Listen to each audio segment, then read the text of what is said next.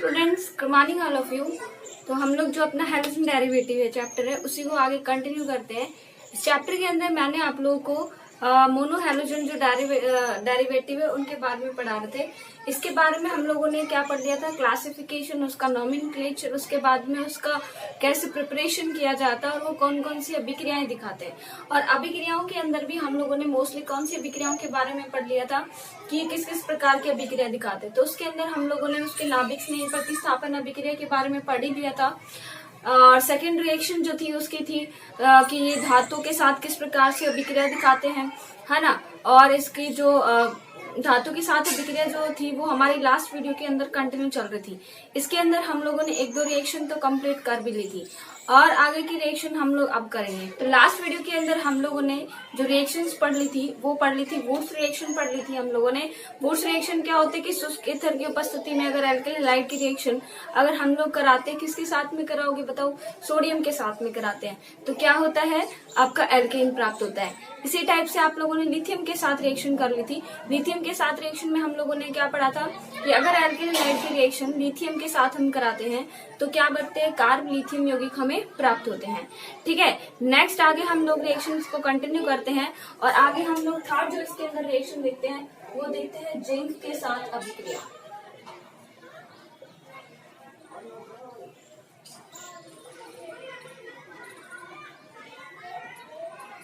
Zinc भी क्या है, डी ब्लॉक एलिमेंट में जो डी ब्लॉक के अंदर आती है 30 नंबर पे आती है। ठीक है, इसकी वैलेंसी 2 होती है, यानी +2 ऑक्सीडेशन स्टेट दिखाता है जिंक।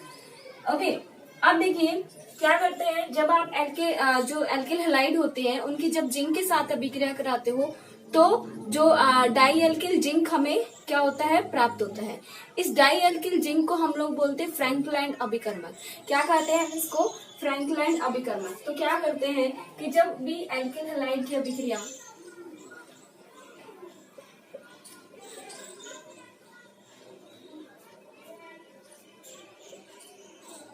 किसके साथ कराओगे, जिंक के साथ में, जिंक के साथ कराने पर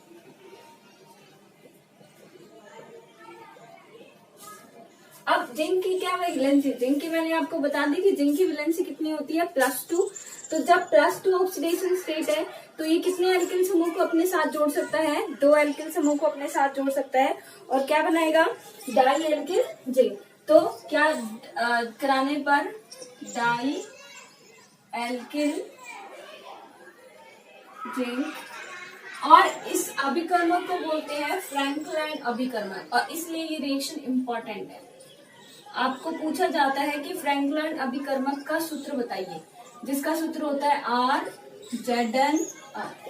फ्रैंकलाइन अभिकर्मक प्राप्त होता है।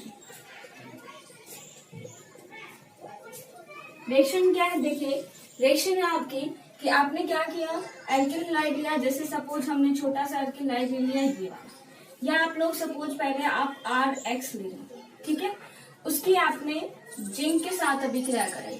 अब इनकी +2 वैलेंसी होती है तो हम लोग क्या करेंगे, इसके 2 मोल की reaction 2 mole of alkyl halide के साथ कराते हैं तो क्या होगा, देखिए हमारा बनेगा RZnR, प्लस में एक Zn यहाँ से बच गया और एक ये आपके पास में 2 हैलोजन मुक्त हुए तो क्या हो जाएगा ZnH2।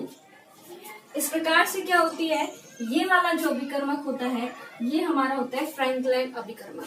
अब आपको इसका सूत्र पूछा जाता है कि फ्रैंकलाइन अभिकर्मक का सूत्र बताइए।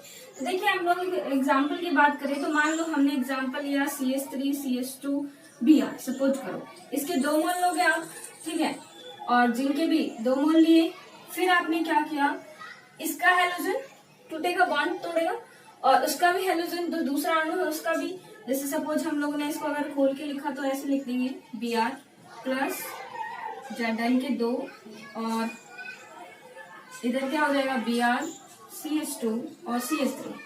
अब क्या होगा, देखिए इसके साथ में ये निकल जाएगा लेकिन एक अणु, और एक अणु इनके बीच में ही रह जाएगा तो क्या हो जाएगा हमारा CH3 CH2 Zn CH2 CH3।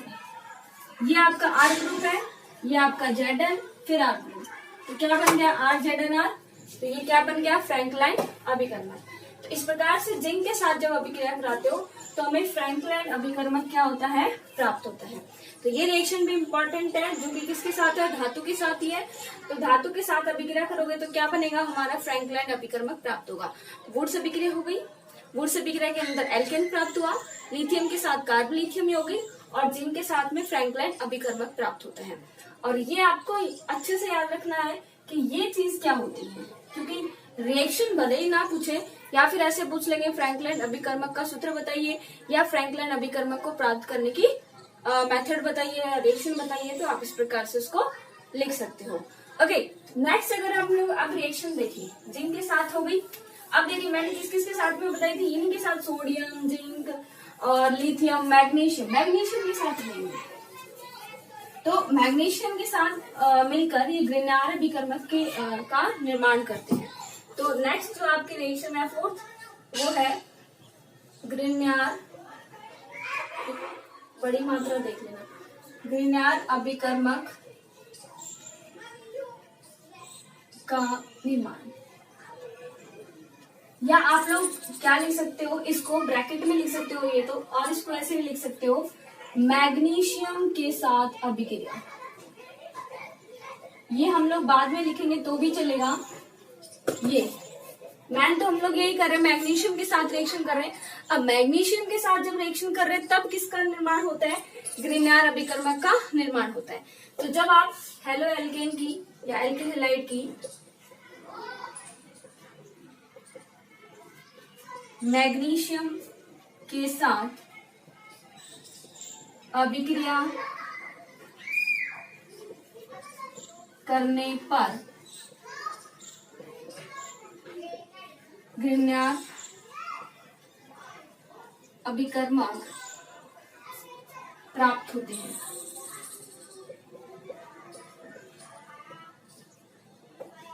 ठीक है, कि आपने क्या किया, हेलो एल्केन लिया, कोई भी RX लिया और उसकी आप मैग्नीशियम के साथ रिएक्शन कराओगे तो क्या प्राप्त होगा, RMgX, एडिशन। यानी क्या रिएक्शन होगी, एडिशन रिएक्शन होगी, और एडिशन रिएक्शन से हमें RMgX ग्रिग्नार अभिकर्मक प्राप्त होगा। उदाहरण देखते हैं हम लोग, उदाहरण क्या हो जाएगा, CH3CH2 दिया, ये आपका क्या हो गया, एल्केन हैलाइड। इसकी आपने मैग्नीशियम के साथ अभिक्रिया करी तो CH3CH2 MgBr, ये आपका क्या होता है, ग्रिग्नार अभिकर्मक। बहुत इंपॉर्टेंट रिएजेंट है, आगे जो हम लोग चैप्टर पढ़ेंगे कार्बोनिल यौगिकों के निर्माण में, उन सब में इसको यूज भी करेंगे, तो आप अच्छे से ध्यान से रखना इसको। इसके अंदर देखिए एक R पार्ट होता है Mg और क्या होता है, Br होता है ना, जिसके अंदर से क्या होता है, ये अल्कोहल फॉर्मेशन के अंदर कीटोन पे रिएक्शन करने के लिए इनमें जो R नेगेटिव पार्ट होता है और ये इधर वाला पार्ट पॉजिटिव पार्ट होता है। तो ये आप लोग थोड़ा सा अच्छे से ध्यान रखना, वो हम लोग रिएक्शन करेंगे तो मैं आपको पक्का उस टाइम पे समझाऊंगी। ठीक है, तो ग्रिग्नार अभिकर्मक मैग्नीशियम के साथ जब आप अभिक्रिया कराते हो हेलो एल्केन की, एल्केन हैलाइड की, तो कौन सा रिएजेंट प्राप्त होता है, ग्रिग्नार अभिकर्मक प्राप्त होता है। इसी प्रकार से लेड के साथ में कराते हो तब भी आपका एक अविस्फोटक कारक कुछ पदार्थ होता है जो होता है वो प्राप्त होता है। ठीक है, तो ये सब क्या है, आपकी धातु के साथ अभिक्रिया है। इन रिएक्शंस में मैं आपको बता दूं कि आपको वुड्स रिएक्शन अच्छे से याद करनी है। Wurtz reaction the most important reaction. उसके बाद अगर आपको कुछ इम्पोर्टेंट लगे तो वो फ्रैंकलाइन अभिकर्मक वाली है। ये दोनों रिएक्शन तो अच्छे से याद कर ही लेना, क्योंकि ये दोनों रिएक्शंस तो आपको टिप्स पे होनी चाहिए, बाकी आप लोग को याद तो सारा ही करना है। ओके, बट ये दोनों रिएक्शन अच्छे से याद करनी है। ओके, अब ग्रिग्नार अभिकर्मक का निर्माण हो गया। अब देखिए ये हमारे, देखो हम लोगों ने 3 टाइप के रिएक्शंस पढ़ ली। फर्स्ट हम लोगों ने पढ़ ली नाभिक स्नेही प्रतिस्थापन अभिक्रियाएं, उसमें हम लोगों ने 2 टाइप पढ़े थे। कौन कौन से पढ़े थे, SN1 रिएक्शन और SN2 रिएक्शन, ये दोनों रिएक्शन हो गई। उसके बाद हम लोगों ने पढ़ी थी विलोपन अभिक्रिया। विलोपन अभिक्रिया में हमने पढ़ा सेट-जग नियम, और ये बहुत इंपॉर्टेंट नियम है, तो ये भी हमारा हो गया। उसके बाद तीसरी अभिक्रिया हम लोगों ने पढ़ी धातु के साथ अभिक्रिया, और धातु के साथ अभिक्रिया में मैं आपको बता रही हूँ वुड्स अभिक्रिया और आपको बता रही हूँ फ्रैंकलाइन यानी कि जिंक के साथ में अभिक्रिया। तो ये सारा हम लोगों ने पढ़ लिया है। और वैसे भी ये सारी रिएक्शंस तो पढ़ लिए हैं, बस आपको पढ़नी अच्छे से कौन सी है, ये वाली 2 रिएक्शंस को अच्छे से पढ़ना है, बाकी पढ़ना तो सब कुछ ही है, ठीक है। तो ये इनको आप अच्छे से थोड़ा देख लीजिएगा। उसके बाद देखिए क्या बता रही थी मैं, फोर्थ टाइप का, जो आपका फोर्थ टाइप होता है वो आपका होता है अपचयन, यानी कि जो एल्किल हैलाइड होते हैं आपके मोनो हेलो एल्किन्स, वो चौथी प्रकार की कौन सी अभिक्रिया देते हैं, वो चौथी प्रकार की अभिक्रिया देते हैं आपकी अपचयन अभिक्रिया। तो अब हम लोग अपचयन अभिक्रिया को डिटेल से डिस्कस करेंगे कि अपचयन का मतलब क्या होता है। देखिए अपचयन का मतलब क्या होता है, आप लोग नॉर्मली जो अपचयन से क्या मतलब दिखाते हो, अपचयन का मतलब होता है हाइड्रोजन का जुड़ना। देखो हाइड्रोजन का जुड़ना भी क्या होता है अपचयन, और अधिक विद्युत ऋणी तत्व मोर इलेक्ट्रोनेगेटिव एलिमेंट जो होता है उसका निकलना, ये भी क्या होता है अपचयन, है ना, क्योंकि ऑक्सीजन का निकलना भी तो अपचयन ही होता है ना। हाइड्रोजन का जुड़ना बोल सकते हो, ऑक्सीजन का निकलना बोल सकते हो। ऑक्सीजन क्या है, मोर इलेक्ट्रोनेगेटिव है, अधिक विद्युत ऋणी है। अब ये मोर इलेक्ट्रोनेगेटिव है, मैन मत समझ लेना इसको, ये मैन नहीं है, मोर इलेक्ट्रोनेगेटिव है। तो आप लोग ऐसे थोड़ा सा ये मैन लग रहा है, ये ऐसे लिख सकते हो आप। मोर इलेक्ट्रोनेगेटिव एलिमेंट का निकलना भी क्या है अपचयन होता है। अब हम लोग यहाँ पे हेलो एल्केन्स के बारे में बात करते हैं कि हेलो एल्केन्स के अंदर हम लोग अपचयन अभिक्रिया कैसे पढ़ेंगे। तो हेलो एल्केन्स में भी क्या होता है, अपचयन रिएक्शन होती है, तो उसके अंदर हाइड्रोजन का एडिशन होता है, यानी कि क्या होगा वहां पे हाइड्रोजन जुड़ेंगे। अब क्या होता है, जैसे ही यहाँ पे हाइड्रोजन जुड़ते हैं तो वहां पे एल्केन्स का फॉर्मेशन होता है। कैसे देखिए कि जब हेलो एल्केन्स होते हैं, हेलो एल्केन्स के अपचयन पर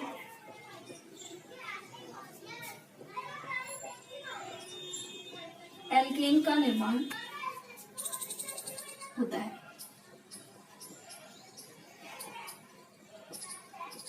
देखिए कैसे, आपके पास में हेलो एल्केन सपोज ये है RX। ओके, अब आप लोग क्या करोगे, इसके साथ में अपचयन कर रहे हो, अपचयन है इसका मतलब ही क्या है, आप लोग को हाइड्रोजन जोड़ना है, ठीक है। तो आप लोगों ने क्या जोड़ा इसके साथ, सपोज हाइड्रोजन जोड़े, तो क्या होगा, इसका H और इसका X और इसका HX निकल जाएगा और एक हाइड्रोजन इसके साथ जुड़ जाएगा, ये हो जाएगा RH प्लस HX, ठीक है। तो ये RH क्या हो जाएगा आपका एल्केन। ओके, अब देखिए मान लो मैं इसका उदाहरण लेती हूँ, तो सपोज करो मैंने लिया CH3 CH2 और Br, और इसकी किसके साथ रिएक्शन करा दी, हाइड्रोजन के साथ में। तो क्या होगा, इसका एक H, इसका Br, HBr निकल जाएगा और हाइड्रोजन यहाँ पे जुड़ जाएगा, तो क्या बन जाएगा CH3 प्लस में HBr। तो ये क्या बन गया, एल्केन बन गया ना। कौन सा एल्केन है, एथीन, ठीक है। तो ये आपका क्या बन गया, एथीन, और साथ में क्या निकल गया, HBr। तो इस प्रकार से क्या होता है, अपचयन होने पर क्या होते हैं, एल्केन्स का निर्माण होता है। तो एक तो अपचयन ये हो गया। दूसरा जो अपचयन का टाइप है वो होता है उत्प्रेरकीय अपचयन। अब देखिए ये अपचयन होता किन किन की उपस्थिति में है। अपचयन के लिए मैंने आपको पहले भी बताया था, C2H5OH प्लस Na इसकी उपस्थिति में हो सकता है। इसकी उपस्थिति में भी क्या होता है, अपचयन पॉसिबल है, क्योंकि ये हमने पहले भी पढ़ा था, C2H5OH प्लस Na इनकी उपस्थिति में अपचयन हम लोग पहले भी पढ़ चुके हैं इसी चैप्टर के अंदर, पीछे विलियमसन ईथर संश्लेषण के अंदर भी पढ़ा था और उससे पहले भी पढ़ा था, ठीक है। तो C2H5OH Na ये भी क्या है आपका जो रिड्यूसिंग एजेंट होता है, कि ये क्या करता है, अपचयन कराने को क्या करता है, काम करता है। इसी प्रकार से जिंक और कॉपर का युग्म होता है, यानी कि जिंक धातु और कॉपर धातु, इन दोनों धातुओं को जब आप लोग क्या कराते हो, दोनों धातुओं को यूज करते हो, तब भी आपको क्या होता है, अपचयन होता है। उसी प्रकार से अगर आप लोग क्या करते हो, क्या कहिए आप लोगों ने, कॉपर या जिंक कॉपर युग्म और Zn प्लस H, यानी कि इनकी उपस्थिति में आप जो भी रिएक्शन कराओगे, सपोज आप लोगों ने यहाँ ले लिया C2H5OH प्लस Na, या फिर आप लोगों ने कॉपर युग्म जिंक कॉपर युग्म ले लिया, या फिर आपने जिंक प्लस HCl ले लिया, कुछ भी ले लिया, तो उसमें क्या होगा, अपचयन हो जाएगा और एल्केन्स का निर्माण हो जाएगा। ठीक है, ये तो हो गया आपका नॉर्मली अपचयन के जो भी अपचयन कराते हैं। अब हम लोग दूसरा जो टाइप देखते हैं वो देखते हैं उत्प्रेरकीय अपचयन। उत्प्रेरकीय अपचयन का देखिए मतलब क्या होता है कि किसी उत्प्रेरक की उपस्थिति में हम लोग अपचयन कराएंगे। तो आप लोग को मैंने इससे पहले भी रिएक्शन कराई हाइड्रोजनीय उत्प्रेरकीय अपचयन। इसके अंदर हम लोग क्या कराते हैं, देखिए आप लोगों ने लिखा हुआ निकल, प्लैटिनम, पीडी, ये होता है ना। इससे क्या होता है, H2 प्रदान करता है ये भी। तो इसकी उपस्थिति में भी क्या होगा, CH3Cl जो है या RX जो भी है, तो क्या हो जाएगा, इसकी उपस्थिति में क्या जुड़ेंगे, 2 हाइड्रोजन जुड़ेंगे और निकल, पीटी या पीटी जो प्लैटिनम होता है, और क्या हो जाएगा CH4 का निर्माण प्लस में HCl। ठीक है, या फिर आप CH3 CH2 Cl ले सकते हो, तो भी 2H सेम रिएजेंट, और उसके बाद CH3 CH3 प्लस में HCl। इस प्रकार से ये वाले क्या है, उत्प्रेरकीय अपचयन। हमने निकल, प्लैटिनम, प्लैटिनम एक एज ए उत्प्रेरक कैटलिस्ट काम करते हैं, तो ये वाला उत्प्रेरकीय अपचयन। फिर एक और अपचयन होता है HI के साथ में अपचयन। HI के साथ में अपचयन क्या होता है कि जब भी हम एल्किल हैलाइड की किसके साथ कराते हैं, HI के साथ।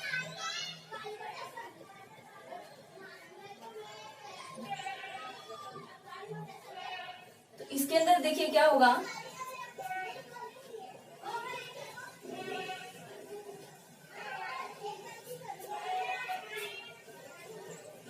HI के साथ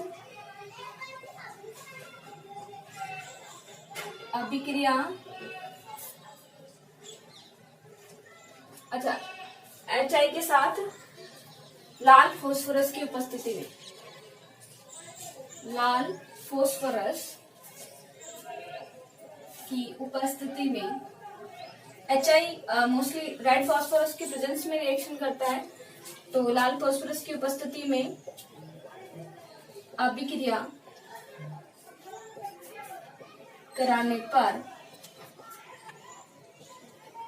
एल्कीन प्राप्त होते हैं।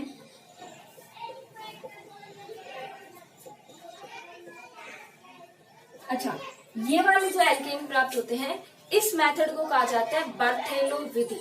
ठीक है, बर्थेलो अपचयन। ठीक है, इसे बर्थेलो अपचयन या विधि, जो भी आप लोग बोल सकते हो, कहते हैं। अब होती क्या है, क्या किया आप लोगों ने, एल्किल हैलाइड लिया, उसकी HI के साथ रिएक्शन करा रहे हो in presence of red phosphorus, तो क्या होगा, हमें एल्कीन प्राप्त होगा। देखिए कैसे, आप लोगों ने लिया, सपोज करो CH3 CH2I है ना, आप लोगों ने एल्किल हैलाइड लिया, इसकी उपस्थिति में आप लोग करा रहे हो HI की उपस्थिति, HI के साथ में, और रेड फास्फोरस की उपस्थिति में, लाल फास्फोरस की उपस्थिति में। तो क्या होगा, यहाँ इसका जो H है वो यहाँ पे, और इसका I जो है इसके साथ में, I मिलकर क्या बना लेंगे, I2 का जो अणु हो निकल जाएगा, और यहाँ पे हमें प्राप्त हो जाएगा CH3 प्लस I2। ठीक है ना। तो इस प्रकार से हम लोग क्या कर सकते हैं, यानी कि यहाँ पे RI की रिएक्शन HI के साथ कराने पर in presence of red phosphorus, तो क्या प्राप्त होता है, RH प्लस I2। ठीक है, तो ये आपकी जो रिएक्शन है वो क्या कहलाती है, बर्थेलो विधि। इसके अंदर आप एल्किल हैलाइड की HI के साथ में कराते हो लाल फास्फोरस की उपस्थिति में, तो क्या होता है, आपका I2 का अणु निकल जाता है और आपका एल्केन मुख्य उत्पाद के रूप में प्राप्त होता है। रेड फास्फोरस की उपस्थिति में अभिक्रिया संपन्न होती है। तो ये जो वाली जो रिएक्शन है वो क्या है, अपचयन। इसके अंदर हम लोगों ने 3 रिएक्शन पढ़ी, एक तो 3 रिएजेंट थे, C2H5OH प्लस Na और जिंक कॉपर युग्म और Zn प्लस HCl, इनकी उपस्थिति में आप लोग अपचयन करा सकते हो। दूसरा उत्प्रेरकीय अपचयन, निकल कैटलिस्ट, निकल प्लैटिनम पैडेलियम की कैटलिस्ट की उपस्थिति में भी क्या होगा, एल्केन प्राप्त होगा, और HI के साथ अपचयन कराते हो तो भी एल्केन ही प्राप्त होगा।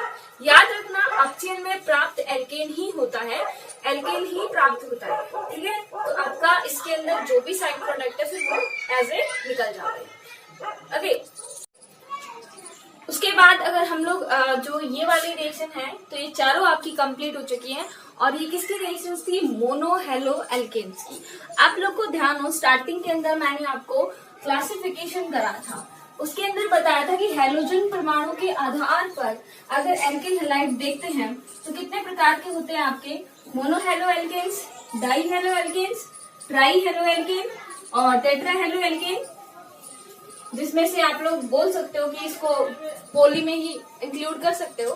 तो देखिए, आपका जो मोनो हेलो एल्केन्स है उसके अंदर जो आपका इंक्लूड हो रहा है वो मैंने आपको करा दिया। मोनो हेलो एल्केन्स के अंदर 4 प्रकार की अभिक्रियाएं थी, वो हमारी कंप्लीट हो गई। इनका प्रिपरेशन मेथड भी कंप्लीट हो गया, किस प्रकार की रिएक्शंस देते हैं वो भी कंप्लीट हो गया। नाउ हम लोग अपने सेकंड पॉइंट पे चलते हैं। सेकंड पॉइंट जो हमारा है वो है die halo alkane. Die halo alkane का मतलब क्या है कि ऐसे कंपाउंड जिनके अंदर कितने एटम होंगे हेलोजन के? 2। हेलोजन के देखो, हेलो के आगे क्या लगा है? डाई, यानी कि 2 क्या होंगे आपके हेलोजन? 2 आपके हेलोजन एटम अगर आपको जुड़े होते हैं तो उनको क्या कहा जाता है? डाई हेलो व्युत्पन्न। अब देखिए, डाई हेलो जो व्युत्पन्न होते हैं ये 3 प्रकार से हो सकते हैं।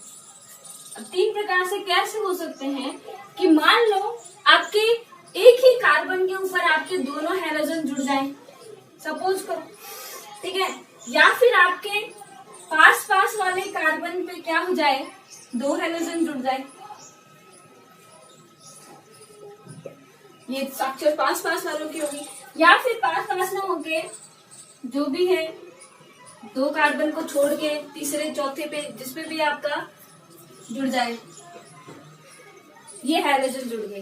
तो ये ऐसे करके 3 प्रकार के केस आपको प्राप्त होते हैं। यही तो 3 प्राप्त होंगे ना, या तो एक ही कार्बन पे दोनों हेलोजन आ जाए, या फिर पास पास वाले कार्बन पे दोनों हेलोजन आ जाए, या फिर डिस्टेंस पे क्या आ जाए? हेलोजन अणु आ जाए।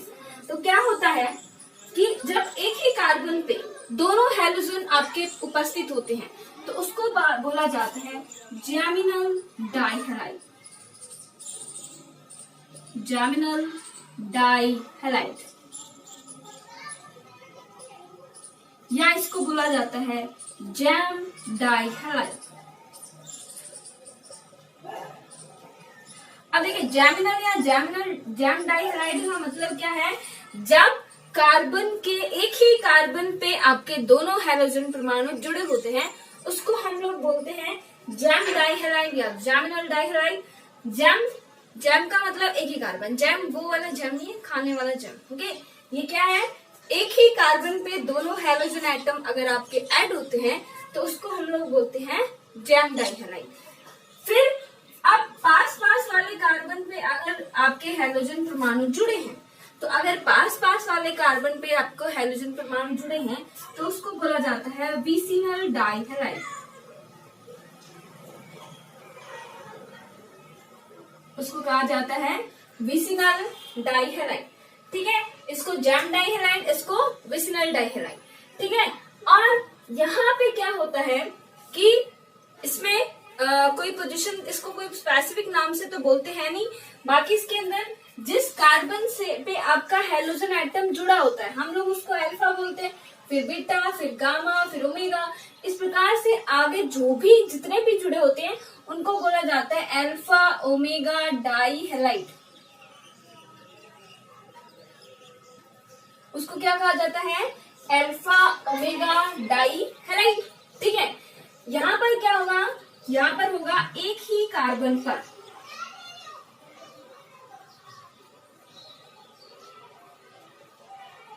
दोनों हेलोजन एटम, एक ही कार्बन पे दोनों हेलोजन एटम, ये होगा एडजेसेंट। अच्छा, एडजेसेंट तो तुम लोग समझोगे नहीं, वैसे समझ जाना, एडजेसेंट होता है पास पास में, या फिर आप लोग लिख सकते हो पास वाले कार्बन पर पास पास वाले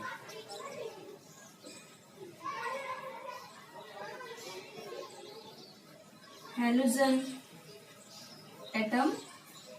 और इसके अंदर आप लोग बोल सकते हो कि 1, 4, 1, 5 इन पोजीशंस पे हैलोजन एटम, यानी एक या दो कार्बन छोड़ के आपके हैलोजन एटम उपस्थित हो।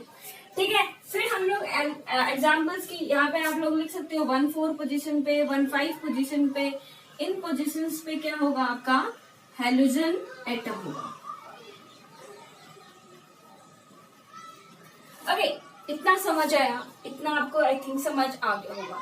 उसके बाद इनकी एग्जाम्पल्स की बात करें तो एग्जाम्पल्स में आपको पता होगा जब जैमिनल का हैलाइड है तो एक ही कार्बन पे है, तो हम लोग क्या लिख सकते हैं, जैसे कि मान लो आपका है CH3 ओके, आपको क्या करना होगा, Cl के साथ रिएक्शन करा रहे हो सपोज, तो इसके 2 हाइड्रोजन के साथ में निकालोगे, इसके 2 हाइड्रोजन जाएंगे तभी तो इसके ऊपर 2 क्लोरीन जुड़ेंगे, तो क्या हो जाएगा फिर इसका CH3 CH Cl ये वाला हुआ कि नहीं, ये वाला ही बनेगा और साथ में 2HCl के अणु निकल जाएंगे। तो यहाँ पे ये जो CH3 CHCl यानी कि एक ही कार्बन पे दोनों Cl जुड़े हैं, ये आपका किसका उदाहरण है, जैमिनल डाइहैलाइड का। विसिनल डाइहैलाइड के अंदर, जिसके अंदर अगर आप लोग कर रहे हो तो इसके अंदर क्या करते हो, CH2 पास वाले पे हमने Cl जोड़ दिया है ना, कार्बन की वैलेंसी कंप्लीट है, तो इसका एग्जाम्पल ये हो गया। ठीक है, आप लोग को और भी एग्जाम्पल करना हो तो CH3 CH3 इस पे Cl, ये भी जैमिनल के अंदर ही आएगा क्योंकि पास वाले कार्बन पे ही ये है। ठीक है, उसके बाद अल्फा ओमेगा पे देखिए CH2Cl CH2Cl है ना। अब ये हो जाएगा आपका अल्फा ओमेगा, यानी कि पास नहीं है, आपका 1,3 हो सकता है, 1,4 हो सकता है, 1,5 हो सकता है, इस टाइप से प्रेजेंट हो सकते हैं। ठीक है, तो आप लोग ध्यान से सुनोगे फिर से क्या कि डाई हेलो एल्केन्स है उनको 3 कैटेगरी के अंदर डिवाइड किया गया है। क्या कि जब दोनों हैलोजन एटम जो होते हैं वो हमारे एक ही कार्बन पे होते हैं तो उसको बोला जाता है जैमिनल डाइहैलाइड या जैम डाइहैलाइड। जैम का मतलब खाने वाले जैम नहीं है, ये जैम है एक ही कार्बन पे उपस्थित दोनों हैलोजन एटम। ठीक है ना। अब वैसे आप खाने वाले से भी समझ सकते हो, इच्छा है, फिर इसका मतलब क्या, एक ही कार्बन पे दोनों हैलोजन एटम, ये इसका एग्जाम्पल हो गया। वैसे मैं इसके प्रिपरेशन मेथड कराऊंगी तो आपको कोई जरूरत नहीं है यहाँ पे करने की, बस मैंने तो आपको जस्ट बताने के लिए बताया है। आप यहाँ पे डायरेक्टली एग्जाम्पल लिख सकते हो। इनकी हम लोग प्रिपरेशन मेथड सारी करेंगे कि किस प्रकार से इनको प्रिपेयर किया जाता है। उसके बाद दूसरा टाइप देखें तो दूसरा टाइप हमारा क्या हो सकता है कि पास वाले कार्बन पे भी हैलोजन एटम हो सकते हैं। तो जब पास वाले कार्बन पे हैलोजन एटम होते हैं तो उसको बोला जाता है विसिनल डाइहैलाइड। विसिनल डाइहैलाइड में पास वाले कार्बन पे हैलोजन एटम, तो इसके अंदर ये आएंगे। उसके बाद जब पास से अलावा मान लो 2-3 पोजीशन छोड़ के भी हैलोजन एटम हो जाए, उनका क्या भरोसा है ना, तो तब हम उसको बोलते हैं अल्फा ओमेगा डाइहैलाइड। अब उसके बाद जितनी भी दूरी पे वो रहेंगे उनको अल्फा ओमेगा ही बोला जाएगा। ठीक है, सिर्फ एक ही कार्बन पे जैम, पास वाले पे है विसिनल, और उसके बाद जो भी है वो सब आ जाएगा अल्फा ओमेगा की कैटेगरी के अंदर। ठीक है, तो ये हमारे डाइहैलो एल्केन्स के टाइप हो गए कि इतने टाइप के हो गए। अब हम लोग क्या करेंगे, इनके प्रिपरेशन की मेथड पढ़ेंगे कि इनको निर्माण कैसे किया जाता है। फिर हम लोग पढ़ेंगे इनके भी रिएक्शन की, इनकी रिएक्शंस कैसे होती हैं। उसके बाद हम ट्राई हेलोएल्केन्स पढ़ेंगे। उसके बाद हम टेट्रा हेलोएल्केन पढ़ेंगे। वो आपके कोई 1-1, 2-2 ही है। ठीक है, इसी के अंदर ये 3 है, उनमें लगभग 1-1, 2-2 एलिमेंट्स आपको पढ़ने हैं। उसके बाद चैप्टर ये वाला फिनिश कि जो हेलोएल्केन्स आते हैं आपके एल्केन वाली श्रेणी में, वो कंप्लीट हो जाएगा। उसके बाद एरीन वाली रिंग के अंदर स्टार्ट होएगा कि एरोमेटिक जो रिंग है उसके अंदर हैलोजन एटम हो, तब कौन सी रिएक्शंस होती है, क्या नाम होता है, किस प्रकार से अभिक्रिया करते हैं, किस प्रकार से उनको बनाया जाता है, वो सारे आएंगे आगे। अब तक के लिए इतना काफी है। इतना अच्छे से पढ़िए और नोट्स प्रिपेयर कीजिए और अच्छे से स्टडी कीजिए। ठीक है, मिलते हैं नेक्स्ट वीडियो में।